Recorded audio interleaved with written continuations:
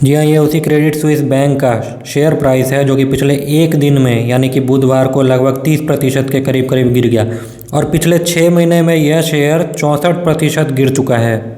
अब Credit Suisse के नाम पर आप लोगों को अडानी तो याद आ ही गए होंगे, जिन्होंने अडानी पर प्रतिबंध लगा दिया था और ये कह दिया था कि अडानी के शेयर को हम लोग ज़ीरो वैल्यू देते हैं, उनके शेयर को गिरवी रख करके हम कोई भी लोन नहीं देंगे, अडानी को कोई भी लोन नहीं देंगे।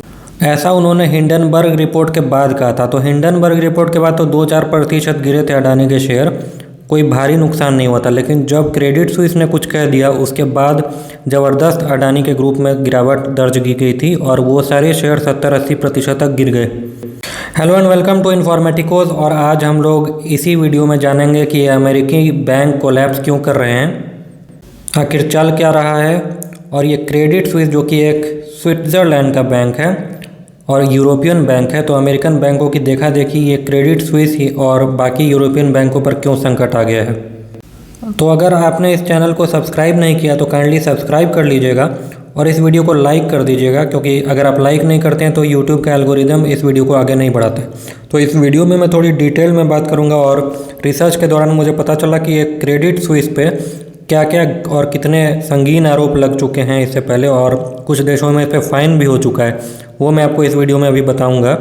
लेकिन वो क्या है ना कि हम हिंदुस्तानियों की आज भी आदत है कि अगर कोई अंग्रेजी नाम वाला बैंक अगर कुछ कह दे तो हम लोग अपने सारे शेयर डंप करके निकलने लगते हैं। तो चलिए शुरू करते हैं कि अमेरिका में आखिर चल क्या रहा है पहले, उसके बाद हम लोग जानेंगे कि यूरोप में ऐसा क्यों होने लगा उसके बाद।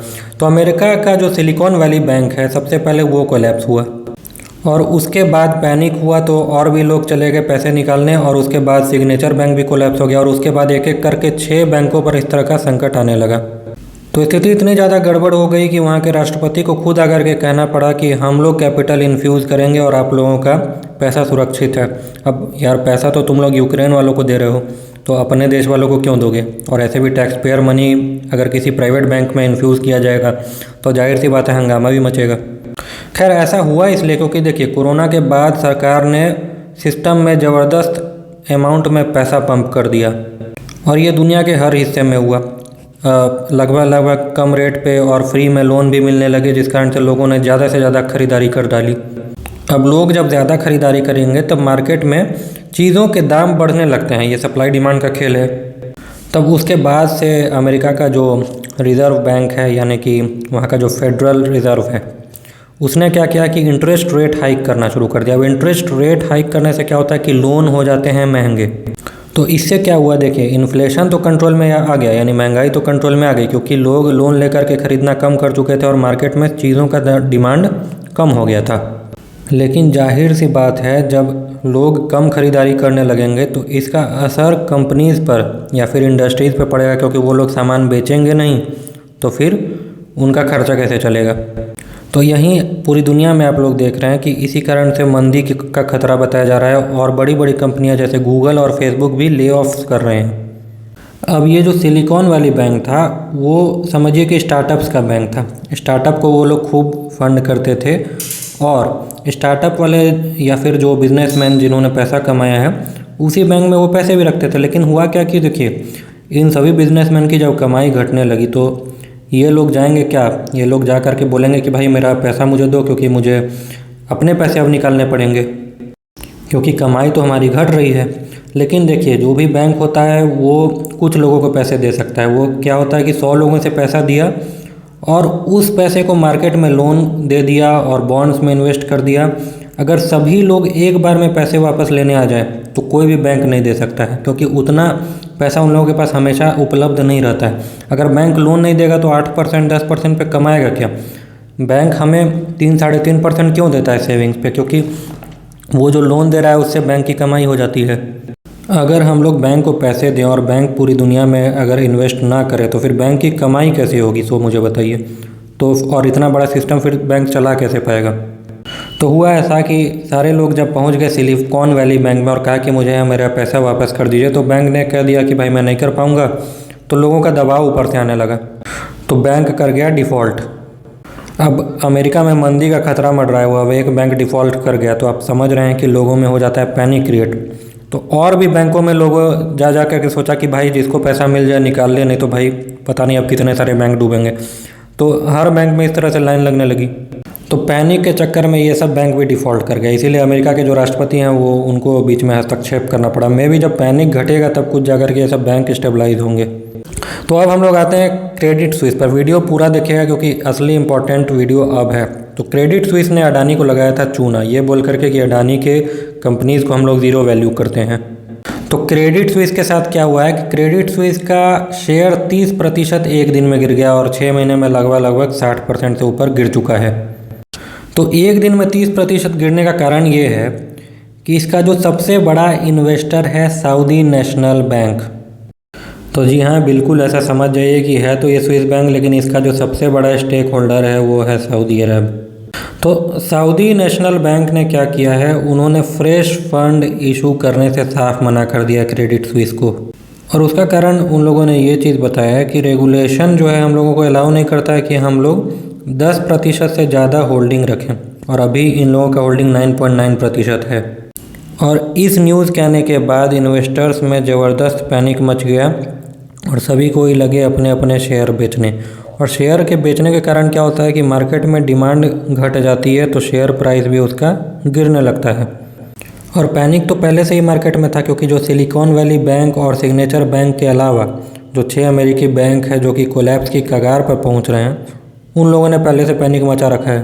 तो लोगों को लगा कि भाई शेयर बेचो और निकलो। आपको बता दूं कि क्रेडिट स्विस यूरोप की 17th लार्जेस्ट लेंडर है, यानी कि 17वीं सबसे बड़ी कर्जदाता है, जो कि फार लार्जर दैन सिलिकॉन बैंक है, यानी कि सिलिकॉन वैली बैंक से कई गुना बड़ा है ये बैंक। अब क्रेडिट स्विस में होने वाली समस्या के बाद दुनिया के बड़े बड़े बैंक निकल कर कह रहे हैं कि भाई हम पर भरोसा रखो। अभी बैंक ऑफ इंग्लैंड की तरफ से कहा गया है कि यूके बैंकिंग सिस्टम पूरी तरह से रिस्क फ्री है और पैसों की कोई कमी नहीं है। ऐसा इसलिए कहा जा रहा है ताकि उनके जो इन्वेस्टर्स हैं उनमें भरोसा बना रहे। हालांकि जो ग्लोबल मार्केट सेंटीमेंट है वो तो पुअर है, इसीलिए पूरी दुनिया के बैंकिंग स्टॉक गिर रहे हैं, इंक्लूडिंग भारत का भी बैंकिंग स्टॉक गिरा है। लेकिन ये शेयर प्राइस से संबंधित, इसका बैंक के फंक्शनिंग से कुछ भी लेना देना नहीं है। आपको बता दूं कि इस बैंक जिसको कि हम लोग सिर पर इतना ज़्यादा चढ़ा करके रखे हुए थे, जिस कारण से अडानी का स्टॉक इतना ज़्यादा भारत में गिर गया क्योंकि यहाँ पे इतना ज़्यादा हंगामा मच गया, वो बैंक खुद 7.3 बिलियन स्विस फ्रैंक का लॉस पोस्ट किया है आपको 2022 में। तो इसी कारण से ये जो क्रेडिट स्विस बैंक है वो एक मेजर रीस्ट्रक्चरिंग प्लान को इम्प्लीमेंट करने की कोशिश कर रहा था, जिसको कि झटका लगा है। आपको बता दूं पिछले कुछ सालों में, या कह दूं कि पिछले एक दशक में, इस बैंक पर ज़बरदस्त घोटालों के आरोप भी लग चुके हैं, जिसमें कि money laundering, tax evasion, sanction busting, यानी कि दुनिया में जो अलग अलग सैंक्शन लगते हैं उसको ही बाईपास करने का, और मिसकंडक्ट का आरोप इस पर लग चुका है। क्रेडिट स्विस के साथ एक इंटरेस्टिंग किस्सा हुआ था कि ये एक बार कॉरपोरेट स्पियोनेज का शिकार हो गया था। यानी कि दूसरे बैंक क्या करते हैं, मतलब यहाँ पर ये वाला सिस्टम नहीं है, लेकिन यूरोप और वेस्टर्न कंट्रीज़ में ऐसा सिस्टम है कि लोग प्राइवेट जासूस हायर करते हैं और अपने कंपिटिटर्स के अगेंस्ट में उन्हें लगा देते हैं। और इसी चक्कर में जब क्रेडिट स्विस फंसा था तो उसको खुद से ये चीज़ एक्सेप्ट करनी पड़ी थी कि उन्होंने इन्वेस्टर्स के साथ फ्रॉड किया है मोजाम्बिक में, और इसको कहा गया था Mozambique tuna bonds loan scandal. अब इस स्कैंडल के कारण इस बैंक पर लगभग 350 मिलियन अमेरिकी डॉलर का फाइन किया गया था। अब ये आरोप थोड़ा सा संगीन है, इसीलिए मैं स्क्रीनशॉट भी लगा दे रहा हूँ जो द गार्डियन में जो रिपोर्ट छपी है उसकी। साथ ही साथ इस क्रेडिट स्विस बैंक को collapse of lender Greensill Capital and collapse of US hedge fund Archegos Capital, इसमें भी इम्प्लीकेट किया गया था साल 2021 में। आपको बता दूं कि ग्लोबल रिपोर्टिंग आउटलेट्स ने एक स्विस सीक्रेट इन्वेस्टिगेशन रिवील किया था, जिसके तहत ये जो क्रेडिट स्विस है उन्होंने कई माफिया जो कि torture, drug trafficking, money laundering, corruption और सीरियस क्राइम, इन सभी में इन्वॉल्व व्यक्तियों की मदद की है पैसों की हेराफेरी करने में। और उसी साल यानी 2021 में स्विस एजेंसीज ने बैंक को गिल्टी भी पाया था, और इसको लेकर के अभी हायर कोर्ट्स में अभी केस भी चल रहा है। बताया जाता है कि एक मनी लॉन्ड्रिंग का केस था जिसमें इस बैंक ने एक बल्गेरियन माफिया की मदद की थी। तो दोस्तों आपका क्या कहना है इस वीडियो पर? शुक्रिया आपने वीडियो को पूरा देखा, लेकिन कमेंट जरूर करके जाइएगा और बताइएगा कि अब आप क्या कहते हैं। इस बैंक ने जिसने अडानी ग्रुप को, भारत की इतनी बड़ी कंपनी को डुबाने की पूरी कोशिश की थी, आज वो खुद डूबने की कगार पर है। इसको लेकर के आप कमेंट में मुझे बताइए। साथ ही साथ इस चैनल को सब्सक्राइब करिए, लाइक करिए। मिलते हैं अगले वीडियो में, तब तक के लिए जय हिंद।